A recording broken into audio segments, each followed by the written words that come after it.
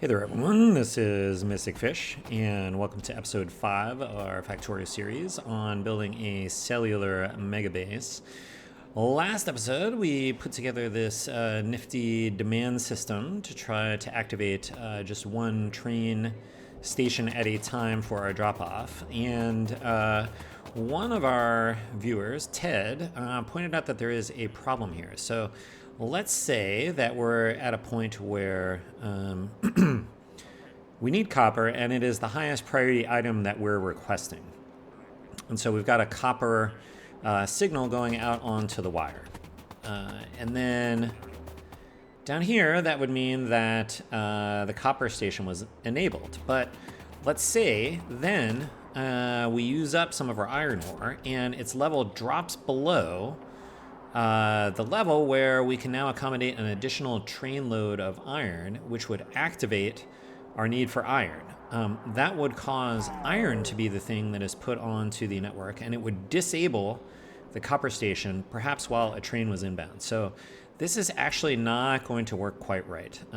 Now, I want to welcome, by the way, like a bunch of all the new subscribers. A bunch of y'all have shown up recently, and so that's cool. Welcome aboard. And I want to thank everybody who has provided comments and suggestions, because it's super helpful. It's fun to interact and see all the great ideas people have. One of the things, especially when it comes to circuit networks and Factorio, that I love is there are so many different ways to solve the same problem. So it's always great to just see all of the great ideas from folks. So we do have a problem here. I do think, fortunately, that there is a relatively straightforward solution that combines several things that multiple people have suggested. So I know this bothered somebody in the past when I did this, but we are going to get rid of all of these combinators. So it's like somebody wrote in a comment and said, like, man, you spent all this time explaining how all these combinators work, and then you just went and deleted them. Like, what the heck? Well, you know, that's sometimes how it goes, right? We try something out, we learn a little bit more about how it works, and then we find something else that we can do. A number of folks wrote to mention that when I was moving this substation around, I managed to disconnect the green wire that's connecting our little train station network up to these stations up here. Okay, so let's look at I have a different proposal here, which is that I think what we're going to do for enable disable, we'll just rely on, do I need any of that item at all? That will keep it enabled. And then we're going to manipulate the station limit as a way of implementing the priorities. And for that, we're still going to need this aggregate demand D thing that we've calculated. But we're going to do some calculations at each one of the stations. So if you remember right, this is sort of a number that indicates in sort of binary format which resources we currently need. Then I'm also going to connect this one out into the same network so that now what's on the train station network we can see is and I need to actually carry this over here, so that would be helpful. Okay, so now we see the green network has the D signal, which in this case is we need everything. It has a signal for all of the resources we need, which is we basically need everything. So we see the water, the oil, the coal, etc. And then it has our base limit that's in there. And so here is the way that we're going to work with this. So now because we've got those signals on there for the resources, all of these stations should be enabled, right? Remember, these are enabled, disabled when we see the demand signal for the resource. So these are currently all enabled, which is good. So now we're going to manipulate the train limit, but we're going to take into account the priorities in the following way. So the first thing we're going to do is we're going to move this just so that we get a little more room. And I'm going to actually update the base limit to be 2. And the idea is going to be we're going to use this demand calculation, and we're going to subtract from this so that only the highest priority resource will end up with a train limit of 1, and everything else will have a train limit that is negative and, hence 0. And so here's the way that we're going to do that. for the iron, if you remember correctly, this lines up with the binary digit that represents 32. And so what we're going to do is we're going to take D, we're going to divide by 32 to start with. So if you remember right, because the 32-bit is set and we're doing integer division, if we need iron, then this result will be 1. Otherwise, it will be 0. Okay? Now, what I'm actually going to do, I'm going to make it a negative number. So now we either get, if we need iron, then this will be a -1. Otherwise, it will be a 0. And I'm going to output that on L. I'm going to connect the output of this back to the station, but with a red wire, so that it is only between this combinator and this station. So now if we look at it, we have a train limit of 1. And so where is that coming from? We're getting 2 here, and we're getting -1 here for a result of 1. If I now copy this to the next station for copper, and we change this, so now we need to do 16. Okay, so now, because D is 63, when we divide by the 16, we get 3, and because we're dividing by -16, we get -3. So now, let's take a look at this. This has a train limit of 0, because it's getting 2 from here, -3 from here, and that gives us the -1, which the game treats as a 0. And so this is actually it. This is going to do exactly what we want to do. So we just have to update to check the digits here. And the basic idea is that whatever the highest priority resource is, it will end up with a -1 out of its combinator here. But and anything higher will end up with 0s, but that's okay because the stations will also be disabled, which we'll see in a minute. Anything below will end up subtracting more than -1, and so hence we'll end up with with a 0 train limit, as we can see here. So that's 16, but we need this to be 8, so we need to remember to do a different binary digit each time. And so this will, I'm pretty sure this is going to solve our all of our issues. Maybe not all of our issues, but I think this is going to work for us. I don't know how many of you are tired of doing the calculations that are calculating managing these train stations here. We've spent several episodes on them. I think it's interesting. It's useful to get it right. This becomes 2, is that right? Maybe it should be 4. This is 32, 16, 8. This one is 4. Okay, so then this one is -2. This is also 0, so that's good. Copy this over. And I think we are going to not mess with this anymore after this until we actually have some trains running around and we see that there's a problem. So hopefully this covers it for us. Okay, so let's just test this a little bit. So let's do this. Let's suppose that we have a bunch of iron, million iron. Okay, how does that affect things? So one thing is that should mean we no longer need iron, and indeed we see the output signals do not have iron in them anymore. So that means there's not an iron on this green wire anymore. And we see D is 31, right? So we are not adding in the 32 that we're getting from here, right? Because in this case, the iron is 0. So this is producing 0 for D. Okay, so now let's come down. Let's take a look at what we see down here. This is the iron station. It is now disabled. Interestingly, it now has a train limit of 2. So that's kind of interesting. The train stop for copper, now we see, is enabled, has a train limit of 1. So a train can come in here. And then all the other ones have train limits of 0 and are enabled. So I believe this is actually working properly. And the last thing that we want to do, besides getting rid of this guy, somebody noted that we could just take this entire thing and stick it up here in the corner where it's a little more out of the way. We can copy this one, put it up here, and then we just gotta make sure we connect stuff. So this is our demand stuff.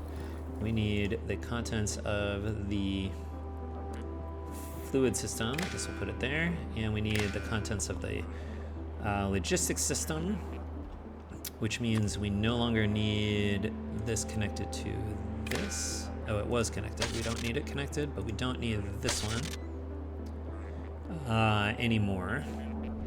And then we do need to connect this one to here. So that's on the train station network. So now the green network is as we would expect. This has 0 zeros. Let's just make sure we didn't break anything. These are all enabled. Train limit 2. This is not actually working as... oh, because we didn't get the demand back in here. That's what we're missing. Right, we don't have the demand here. Okay, so we need also to stick this guy in here. Okay, now that's 0 zeros. Let's just double check we didn't break anything down here. Train limit zeros, and that has a 1.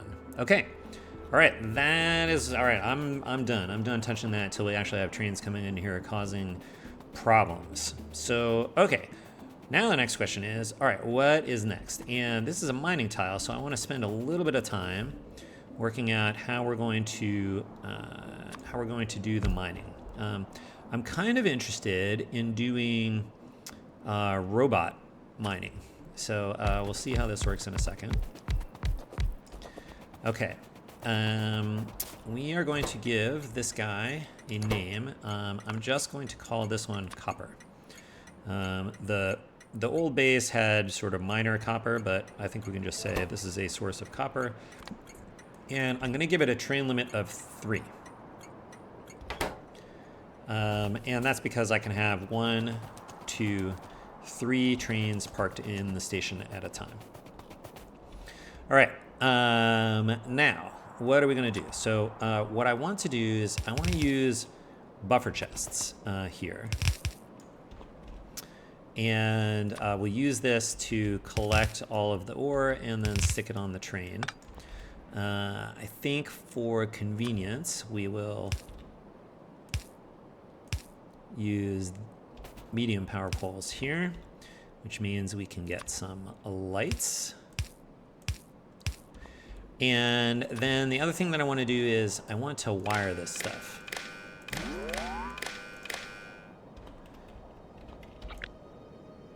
So that, and we can plunk those in there. All right, now we do need to make sure that I had previously put this roboport up a little bit so it wouldn't bleed into the second half of the cell, but I think we actually need to cover the whole cell with one logistics network, and that's because when we drop off the train, the builder train with the materials, to actually build this whole thing, we need the roboports to be connected so that we can actually construct any stuff that's down in this half of the cell.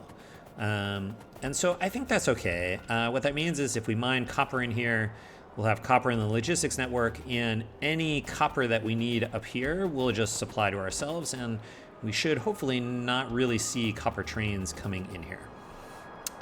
So that should be okay.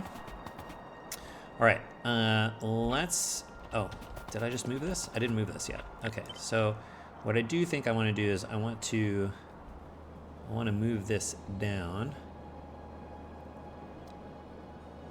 So that can go there. Might as well get the one on the other side here, which goes there. And we'll just put that there for now to power it. But now we do need to know that the logistics network covers sort of the whole interior part of the cell without touching the adjacent cells. So that means putting roboports here and here.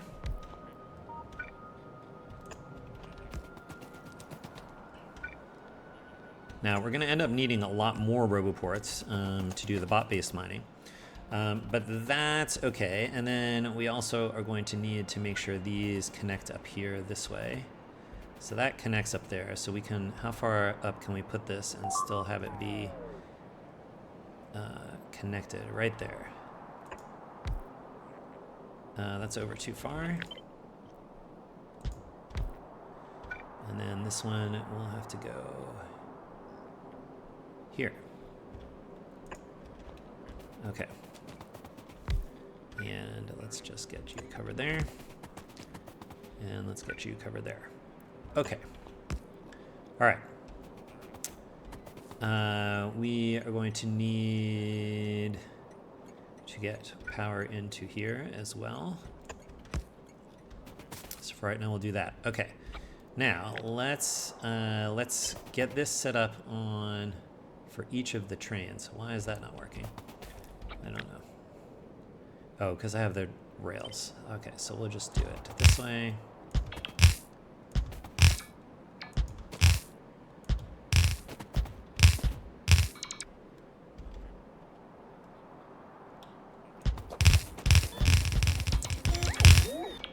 Okay. All right, we'll talk about what's going to go on here in a minute, but the idea is we're going to use buffer chests. We're going to set up requests for copper, and we're going to supply it from here. So let's do the following. I think what we want to do is let's make a little blueprint here. I actually want passive provider chests here, because that will allow the buffers to pull from here. And can I make any of these? I didn't bring any with me. That's a problem. But it means we can put stuff in here, make it available to the bots to bring them up here. The buffer chests can pull from them, but they're not active provider chests, so they won't get pushed out of here, because that would just fill up all of the storage that we have here. And we really just want to, I think, fill up the buffer chests up here. But we need passive provider chests, so I'm going to go grab some from the hub, and I will be right back. Okay, we are back, and now we have passive provider chests in the inventory, so that's good stuff. So I think what I want to do is make a little blueprint here, and see if we can nestle these together like this. And I think we can make this tile.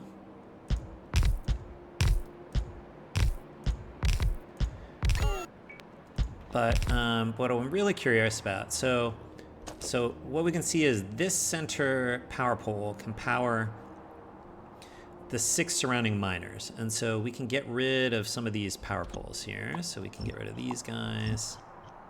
We can get rid of this and this. Okay, you're powering not these and not these, which means we can get rid of this and this.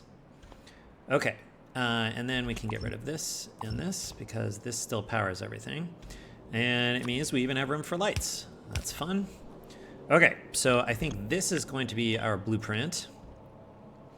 I want to, oh, not quite. I want to actually, I just want to limit all these chests. There's no reason, we just need to produce not 1 stack worth, because if this starts backing up, it means that we don't have any place to put it. So, so I think we want to do this. Okay, so let's grab a blueprint. We're going to say snap to grid relative, and the width, we want this to be a width of 9, which is the width of the 3 miners across the top, because that's how it should tile. So that means we should be able to do this.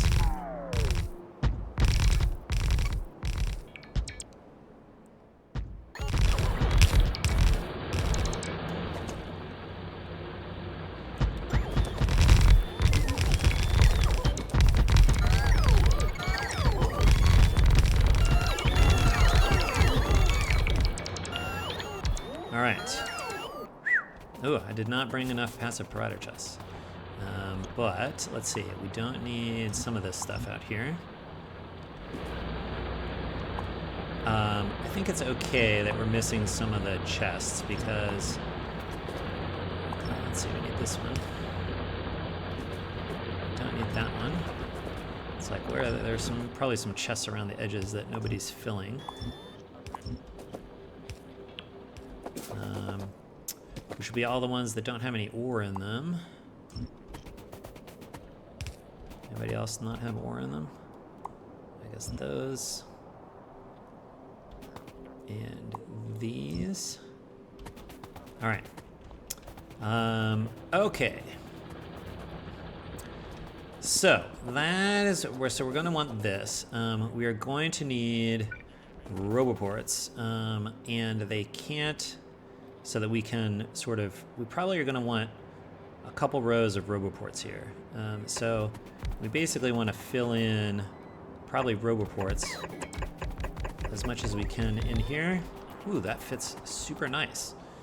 And then we can get another set here. And then we will need power for these guys.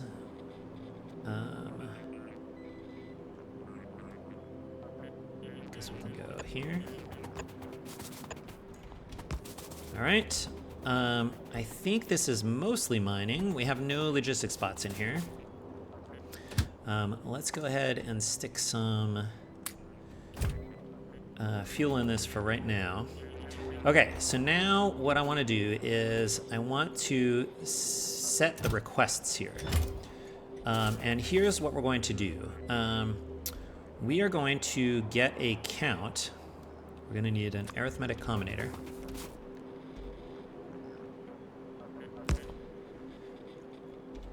All right, we're going to get a count of the logistics network stuff. And what we're going to want to do is we're going to say, take a look at how much copper you have. And what I want to do is I want to set the request for each one of these to be slightly above the average amount that we would have if things were evenly distributed. So how many buffer chests do we have here? 96. Okay. So what I'm going to do is I'm going to say divide that by 96 would be the pure average. But I think we can probably we'll just make this 90. That way we're requesting close to 5% more than would normally be in it so that we can continue filling these up. And then we're going to output, let's see, what signal do we need here? So we're going to say set requests, and we're going to actually output it as copper, and then that should request. That should mean we're requesting 55 everywhere. So that's good. And that way, now the bots are going to start delivering stuff to the closest ones, the closest areas they can reach, which means these will fill up faster, but that'll bring the average up. And the way this calculation should work, it should even it out. So we should start to see things be distributed evenly around here. The other thing that I want to do is I do want to calculate how many train loads of supply we have. So here I want to take, how much copper do we have? I want to divide by 16,000. If you remember, that's the size, that's what a train can carry, right? Which is 40 slots in a car times 50 ore per slot times 8 cars is 16. So we divide that by 16. That should tell us how many train loads of copper this station has available, and we're going to feed that into the green global network. All right, that there's currently not any. And then the last thing that I think we have to do is we need to give this guy a schedule. So I think we want you to go here until you are full. And then we want you to go to someplace that wants it until you are empty. All right, I'm not going to activate this yet. Or actually, I suppose I can activate it because it's not actually going to go anywhere because it's not full. Now, I think what will happen if we put bots in here is that these will start mining. Should start populating the buffer chests. those will start dumping stuff in here. When the train is full, it will actually leave and come back up here, drop it off. It'll get pushed out of the active provider chest into the storage chest and then pulled back into the buffer chest again. So, so interestingly, I think while this is bootstrapping, the train is actually going to deliver to itself until we've actually just built up enough ore in here to satisfy all of the requests. So, I think we should put some bots in. What do you think? So let's just dump bots in here and see what happens. That doesn't seem like a lot happened.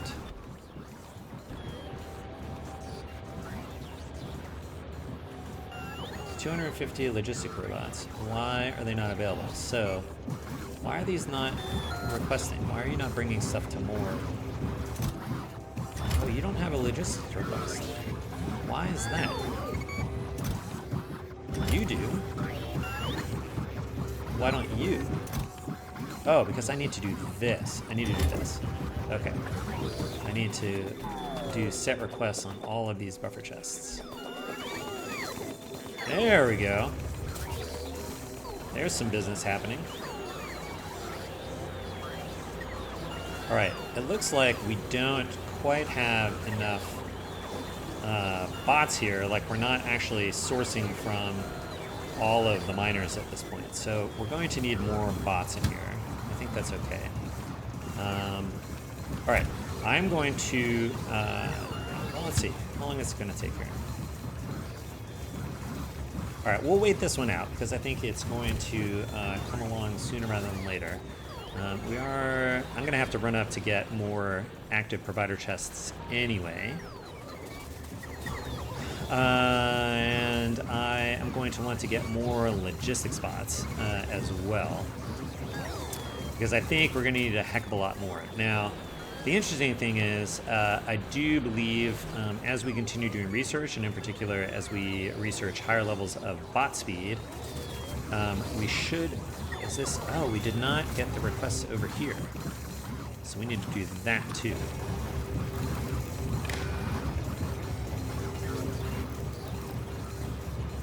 Alright, now we're delivering stuff to both sides. That seems good. So these guys filled up first. This one's full. Is this guy almost full?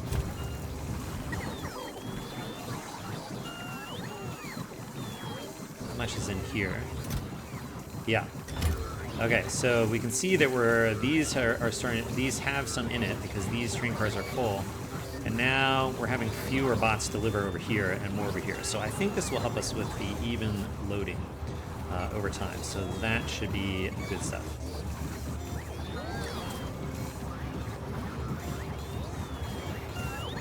Destination full. Ah ha ha ha! I was wrong about what would happen. This is cool. The destination's full because we want iron here, so it's not actually going to deliver. We actually just spent the whole first part of this episode making that happen. Okay, that's actually cool. So that's nice. I guess when we stamp down on iron one, we'll see it. This is working, and this should stop once this is sort of all the way full. So we should, at this point, this guy is full, so we should be seeing a one carload coming out of here. Why are we not? Oh, because it's not in the logistics network. Okay, so what we need to do is we also need to count. We also need to count the train contents in here for this. Read train contents. Now we should see one.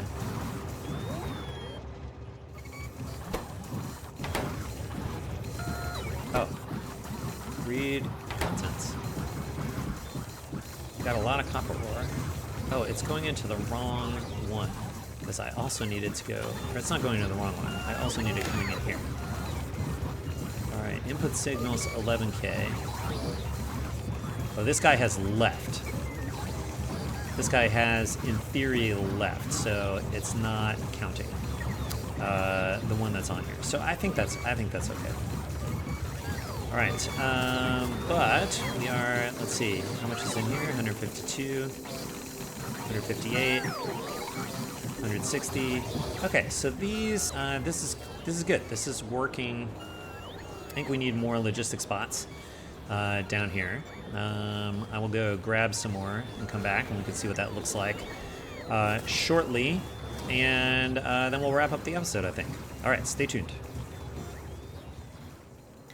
Okay, we are back. I have brought more active provider chests, which we can plunk in there to get more of these miners working. And I've also brought a whole bunch of logistic spots.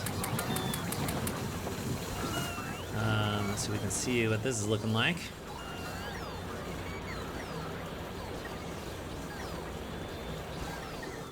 All right, how much do we got in here? All right, we should definitely have multiple train loads now. Yes, we've got 4 train loads worth of copper ore here, so that is good stuff. Okay, I like it. And what's nice about this is we should be able to do something very similar when we lay down additional mining tiles. So I think we're going to end up with blueprints or sort of mining cells. I think we're going to end up, because the naming of this station is specific to copper and the logic on these two things is specific to copper, we're probably going to end up with blueprints for each type of resource, which I think is okay. And this is really going to be, I think, the only difference. I think what we will have is we will have the roboports up here next to the train. We'll have the roboports that we need to cover the area. We'll include those with the large power poles in the blueprint, but we will leave the putting these guys down and wherever the sort of roboports that are near the mining field down. We'll leave those to be stamped down in each individual cell. There's sort of no getting around being able to customize, needing to customize those. But yeah, that's pretty exciting. All right, what are we going to do next? I think what we're going to do next, we need to finish producing this, the rest of this mining cell, which next episode is, I believe, going to be building some factory bits in here that can produce all of the things that are in the mining cell. And so we'll do some of that design next time. And hopefully we'll be able to build that out and set up the outbound builder train, which should also be able to tell us what should be on the inbound builder train. So stay tuned for that. Those will be interesting problems for future Mystic Fish. But that's it for today. So thanks for watching. I'm going to come down here, pose with the bot mining operation here, which is pretty exciting. So as always, thanks for watching. See you next time. Until then, bye.